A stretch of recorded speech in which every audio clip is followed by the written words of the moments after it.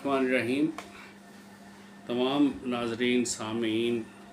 चाहने वालों को अस्सलामु अलैकुम वरहमतुल्लाहि वबरकातुहू। ये एक हमारा नया डिजिटल प्लेटफार्म है जिसका नाम रूहानी इलाज प्लस है। इसको हम एक नई अज़म, नई उम्मीद, नए इरादे से शुरू कर रहे हैं कि जब हम मार्केट में देखते हैं, यूट्यूब पे देखते हैं कि रूहानी इलाज के नाम पे महबूब आपके कदमों में और रातों रात अमीर हो जाएं, आपकी छत सोने की ईंटों की बन जाएगी और दुश्मन हलाक, कुब का अमल, डुब का अमल, पता नहीं क्या क्या अजीबो गरीब चीज़ें, और बिल्कुल गुमराह कुन किस्म के लोग नज़रियात को, अकायद को फ़रोग़ दे रहे हैं और लोग उनको ना इल्मी ला इल्मी में हज़म भी कर रहे हैं, डाइजेस्ट कर रहे हैं और उनको ठीक भी समझ रहे हैं। तो रूहानी इलाज प्लस की ये कोशिश है कि कुरान और सुन्नत के मुताबिक, अल्लाह के ज़िक्र की बरकत से और हुज़ूर सल्लल्लाहु अलैहि वसल्लम के बताए हुए तरीक़े के मुताबिक, कुरान और हदीस के मुताबिक रूहानी इलाज जो मुख्तलिफ़ शोबों में जिसकी ज़रूरत पेश आती है उसके ऊपर हम रहनुमाई करेंगे और अपने तमाम मुसलमानों की भी और जो गैर मुस्लिम हैं उनकी भी। और इसके अलावा रूहानी इलाज प्लस का मकसद जो है वो लोगों को जो बिल्कुल ऐसी बीमारियों और ऐसे मसाइल में उलझे हुए हैं जो उनके लिए ज़िंदगी का एक रोग बन गए हैं, उस रोग में से निकालने की उनको पुरखलूस कोशिश करेंगे। तो पहले एक बात ये समझ जाइए कि इंसानी जिस्म के ऊपर साइंस ने बड़ी तरक्की कर ली है, मेडिकल साइंस ने, और हम ये अब कोई देखें ना, आपके कोई ऑर्थोपेडिक है तो कोई कार्डियो स्पेशलिस्ट है, दिल का डॉक्टर है, कोई किडनी स्पेशलिस्ट है, कोई आई स्पेशलिस्ट है, नाक कान और गले का स्पेशलिस्ट है। तो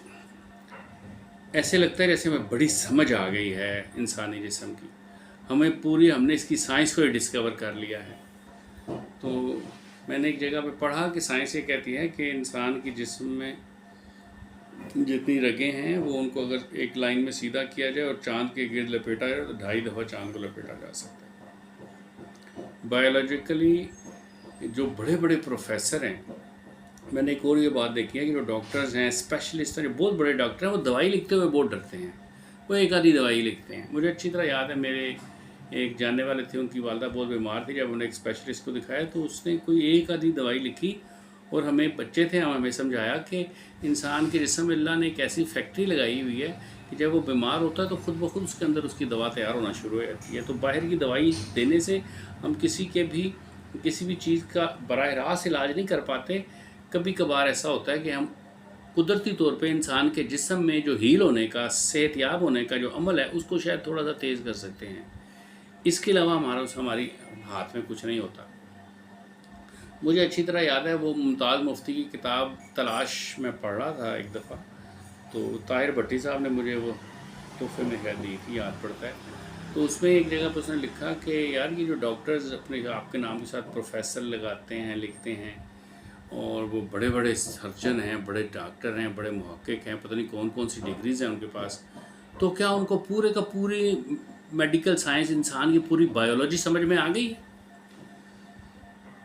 तो जवाब ना में था। तो क्या बताया, या साइंस ये बताती है कि अभी तक बायोलॉजिकली इंसानी जिस्म को इंसान इस जदीद साइंस की मौजूदगी के बावजूद, इस तमाम तहकीकी सफ़र के बावजूद आज भी 5% तक समझने का दावा नहीं कर सकते। 5% से कम ही हम अभी तक इंसान की बॉडी ऑर्गन्स को, उसकी बॉडी के फंक्शंस को समझ सकें।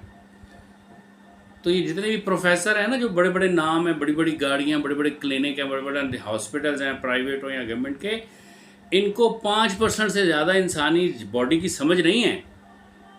अब आप इस पे देख लें कितनी तहकीक है कि अभी ब्लड ट्रांसफ्यूजन जो है वो कितनी तरक्की कर गई है कि आप ब्लड ट्रांसफ़र कर सकते हैं, एक बंदे की खून के ज़रिए जान बचा सकते हैं, सर्जरी कर सकते हैं। फिर तशख़ीस, जिसे हम लेबॉर्ट्री में डायग्नोसिस कहते हैं, डायग्नोस्टिक्स के जो लेबॉर्ट्रीज़ का पूरी दुनिया में जाल बिछ गए हैं। अब इससे अंदाज़ा लगाएं कि अभी ہمارے پاس جو الٹرا ساؤنڈ آ گیا ہے، ہمارے پاس ایکس رے ہے، ڈیجیٹل ایکس رے ہے، اور پتہ نہیں ایم آر آئی ہے، سی ٹی اسکین، اور پتہ نہیں اور کون کون سے ایسے اکوپمنٹس ہیں جس کے ذریعے ہم انسان کے جسم کے اندر بایولوجیکلی جھانک کے یہ اسیس کر سکتے ہیں کہ اس کو کیا تکلیف ہے اور یہ کس مرض میں مبتلا ہے اور اس کا علاج کیا تجویز کرنا چاہیے۔ اس کے باوجود، ان سب ٹیسٹوں کے باوجود، ان ساری باتوں کے باوجود ہمیں ابھی بھی بیماریاں بڑھتی جا رہی ہیں، بیماریاں کم نہیں ہو رہی، بیماریاں دنیا میں بڑھ رہی ہیں، اور انسان لائف سٹائل ڈیزیزز میں مبتلا ہو رہا ہے، جس کو ایک بیماری ایک دفعہ لاحق ہوتی ہے وہ دوبارہ کبھی ختم ہونے کا نام ہی نہیں لیتی، اور اس کی دوا روٹی کی طرح کھانی پڑتی ہے۔ کسی دل کے مریض سے پوچھیں کہ ایک سے میں نے پوچھا کہ آپ کتنی عرصے سے دوائی کھا رہے ہیں، تو انہوں نے کہا میں 16 سال سے دوائی کھا رہا ہوں۔ میں نے کہا 16 سال سے دوائی کھا رہے تھے، دل ٹھیک نہیں ہوا؟ اس کی وجہ یہ ہے کہ دل کو ٹھیک کرنے کی کوئی پالیسی نہیں ہے ماڈرن ہیلتھ کیئر سسٹم کی۔ اسی طرح ہمارے ہاں پہ جو وائٹ کالر سنڈروم ہے،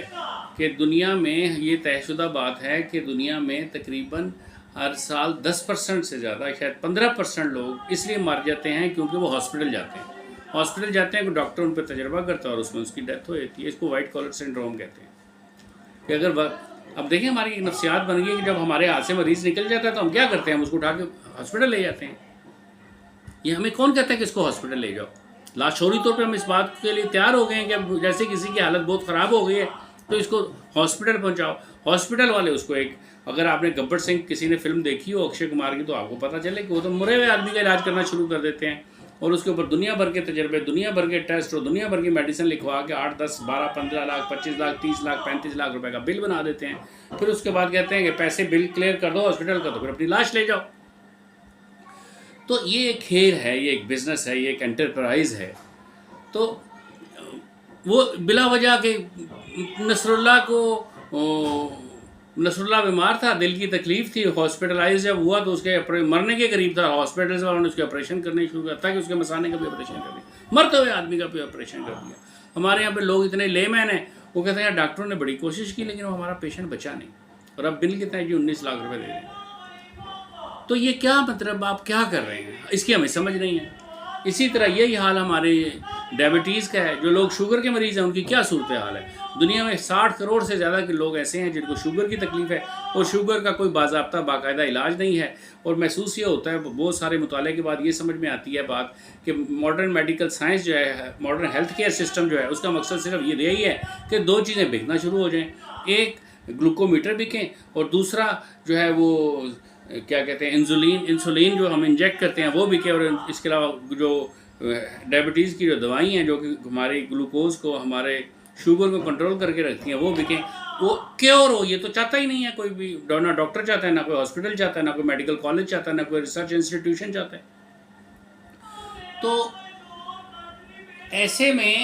جب انسان کو آپ 5% سے زیادہ انسان کو جانتے نہیں، اور اس کا علاج بھی سارے کا سارا دھوکے کے اوپر کھڑا ہے، جھوٹ کے اوپر کھڑا ہے، بزنس کے اوپر کھڑا ہے۔ آپ دیکھیں جتنے بھی پروسیس فوڈ ہیں ان کے مالک بھی اور پھر ان پروسیس فوڈز کے کھانے کی وجہ سے جو لائف سٹائل ڈیزیزز انسان کو لاحق ہوتی ہیں، ان میڈیسنز بنانے والی فارماسیوٹیکل کمپنیز کے جو مالک ہیں وہ ایک ہی ہیں۔ تو ہمیں کس پروسیس میں ڈال دیا ہے سب اس سارے نظام نے، کتنی پیچیدہ بات ہے، کہاں سے کہاں چلی گئی ہے۔ تو اسی طرح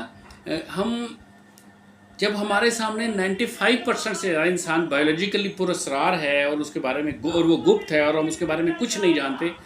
تو پھر اس کا علاج آپ کسی کیپسول سے کیسے کریں گے، اس کا علاج کسی گولی سے کیسے کریں گے، کسی انجیکشن سے کیسے کریں گے، گلوکوز لگا کے کیسے کریں گے، سرجری کر کے کیسے کریں گے، فزیو تھراپی ہے کیسے کریں گے، اس کو کوئی اور تھراپی میں کیسے، ریہیبلیٹیشن میڈیسن سے کیسے کریں گے؟ آپ نہیں کر سکتے، کیونکہ آپ 5% سے زیادہ سمجھتے ہی نہیں ہیں انسان کو بایولوجیکلی۔ تو جو 95% یا اس سے کچھ زیادہ انسان جو پر اسرار ہے، جو ہڈن ہے، جو بایولوجیکلی ابھی تک ڈسکور ہی نہیں ہو سکا کہ وہ انسان ہے کیا، تو اس کا جو علاج ہے اس کا علاج بھی پر اسرار ہوگا۔ پھر اس کا علاج کون کرے گا؟ وہ جس نے اس کو تخلیق کیا ہے اس باڈی کو۔ یہ ڈاکٹرز نہیں کر سکیں گے۔ یہی وجہ ہے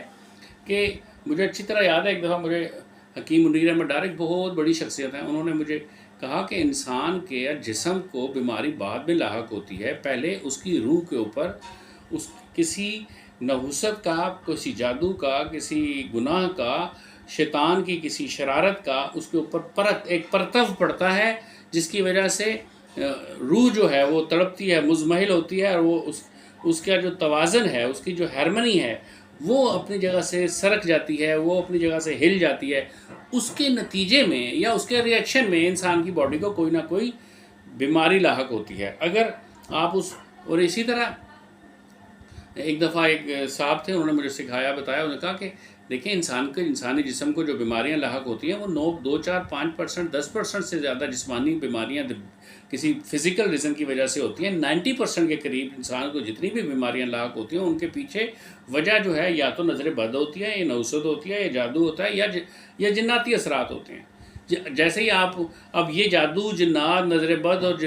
जिन्नाती असरात जो हैं, इनको ख़त्म करने के लिए कोई कैप्सूल नहीं है, कोई मेडिसिन नहीं है, किसी मेडिकल स्टोर पे ऐसी दवा नहीं मिलती। तो फिर उसका इलाज कैसे होगा? उसका इलाज कुरान से होगा, उसका इलाज कुरान की आयत से होगा, उसका इलाज हुज़ूर सल्लल्लाहु अलैहि वसल्लम के बताए हुए तरीके के मुताबिक होगा। तो अब इस इलाज को प्रॉपर तरीके से करना, समझना बहुत ज़रूरी है। तो रूहानी इलाज प्लस में हम अल्लाह के ज़िक्र को डिस्कस करेंगे कि इसको किया कैसे जाता है, तज़किया नफ्स को डिस्कस करेंगे,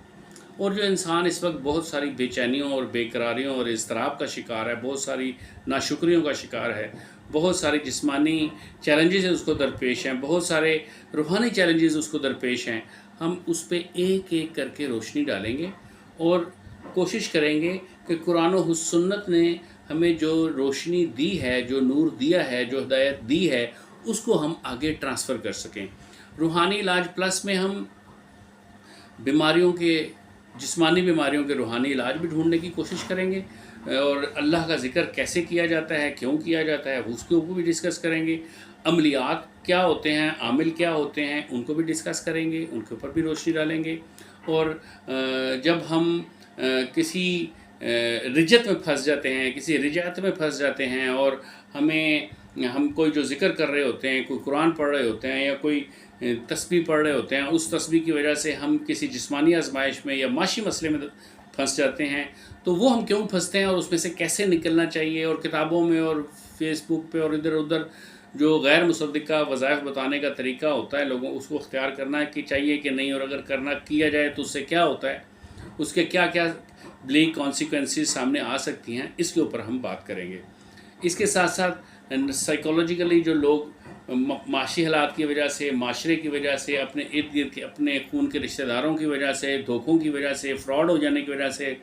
किसी बहुत बड़े माशी या नफ्सियाती या रूहानी क्राइसिस में आने की वजह से मायूस हो जाते हैं और ख़ुदकुशी की तरफ जाने लगते हैं और चले जाते हैं और कर ही लेते हैं, उनको उससे रोकने के लिए जो रहनुमाई हो सकती है, ऐसे केस स्टडीज़ भी हम लेके आएंगे, उनको भी हम डिस्कस करेंगे, और इस बात को भी इसके लिए इस पर भी गौर फिक्र करेंगे, और लोगों को भी दावत देंगे कि वो इसके ऊपर गौर करें और अपनी राय का इजहार करें कि इन तमाम चैलेंजेस के साथ कैसे निपटा जा सकता है। और क्या आज के ज़माने में, जबकि लोगों को सही तरीके से इस्तिंजा करना नहीं आता, उनको पाक होना नहीं आता, उनको सही तरीके से वो अंडर शेव करने के लिए तैयार नहीं है, जिनको वज़ू के 4 फ़र्ज़ पता नहीं है और वो रूहानी इलाज कर रहे हैं, ऐसे लोग भी हैं जिनको बिस्मिल्लाह पढ़नी नहीं आती, ऐसे लोग भी हैं जिनको पहला कलमा पढ़ना नहीं आता, और उसके बावजूद वो रूहानी इलाज कर रहे हैं, और वो रूहानी इलाज के ज़रिए लोगों को लूट भी रहे हैं, लोगों की इज़्ज़तें भी पामाल कर रहे हैं, और लोगों की उम्मीदें भी उनसे छीन रहे हैं। उनके आगे क्या बंद बांधा जा सकता है? अगर नहीं भी बांधा जा सकता तो क्या बंद बांधने की कोशिश की जा सकती है? हाँ, कोशिश की जा सकती है, वो कोशिश हम ज़रूर करेंगे। तो आपसे गुजारिश है कि इन वीडियोज़ को गौर से देखिए, इस चैनल को सब्सक्राइब भी कीजिए, और